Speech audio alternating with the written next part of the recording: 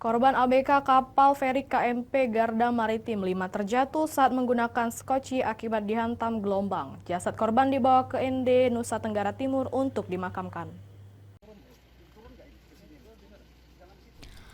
Jasad Patrisius 22 tahun akhirnya ditemukan oleh tim gabungan TNI Polri dan Basarnas. Jasad korban ditemukan mengapung di areal dermaga Pelabuhan Tanjung Api-Api, Banyuasin, Sumatera Selatan.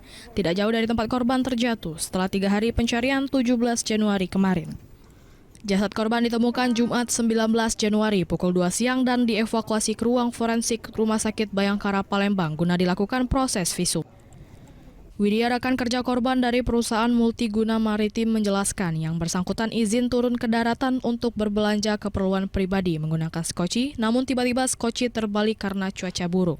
Jenazah masih di ruang forensik untuk divisum dan selanjutnya jenazah akan dibawa ke kampung halamannya diserahkan ke pihak keluarga.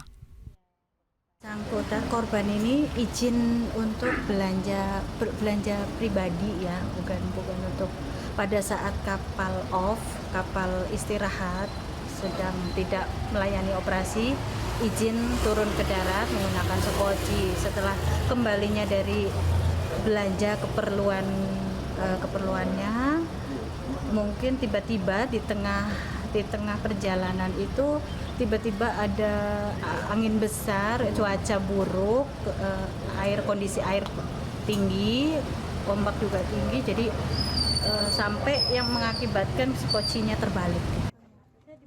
Jenazah akan diterbangkan dan diserahkan ke pihak keluarga di kampung halamannya, Kabupaten ND Nusa Tenggara Timur untuk dimakamkan. Dari Palembang, Firdaus, iNews melaporkan.